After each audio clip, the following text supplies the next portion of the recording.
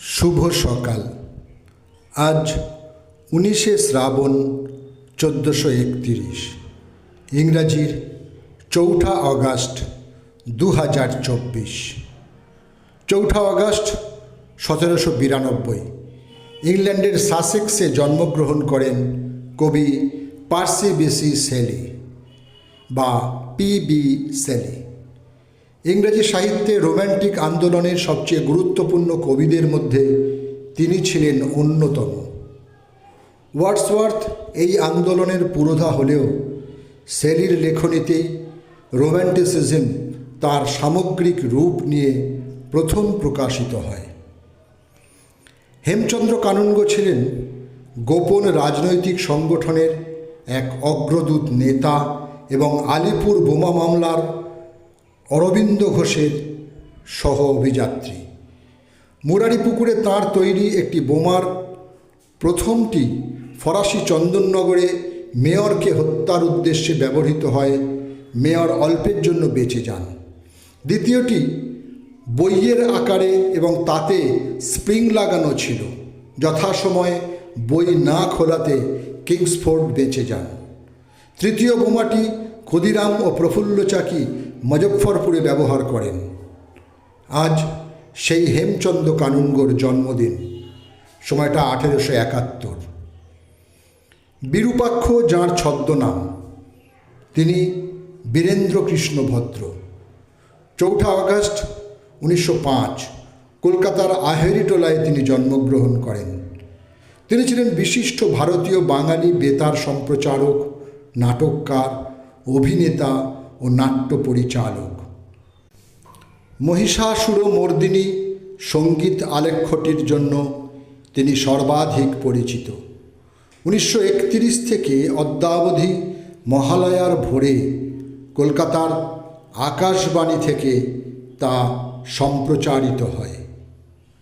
4 August 1929 মধ্যপ্রদেশের খান্ডোয়ারে জন্মগ্রহণ করেন আভাস কুমার গঙ্গোপাধ্যায়, যিনি পরিচিত কিশোর কুমার নামে।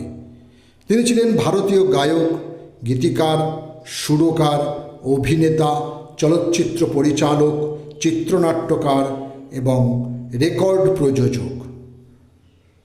সাধারণত গায়ক হিসেবেই তিনি অধিক পরিচিত, এছাড়াও অভিনেতা হিসেবে তিনি ছিলেন বিখ্যাত। তাঁর অভিনীত চলচ্চিত্রগুলি হল বাপ রে বাপ, চলতি কা নাম গাড়ি, হাফ টিকিট, বাড়তি কা নাম দাড়ি ইত্যাদি। সোনারপুর কৃষ্টি সংসদ নাট্যদলের প্রতিষ্ঠাতা ও অভিভাবক সংগ্রামজিৎ সেনগুপ্তের আজ জন্মদিন। আপাদমস্তক তিনি ছিলেন থিয়েটারের ভালো মানুষদের অন্যতম।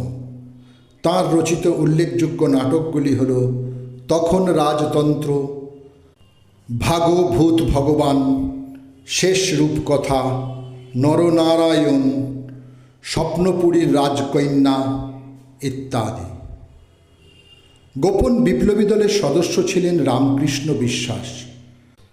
মাস্টারদার নির্দেশে 1930-এর 12 জানুয়ারি তিনি ও কালী চক্রবর্তী চাঁদপুর রেল স্টেশনে ইন্সপেক্টর জেনারেল ক্রেগকে হত্যা করতে গিয়ে ভুল করে চাঁদপুরের এসডিও তারিণী মুখোপাধ্যায়কে হত্যা করে ও সেখান থেকে 22 মাইল দূরে ধরা পড়ে।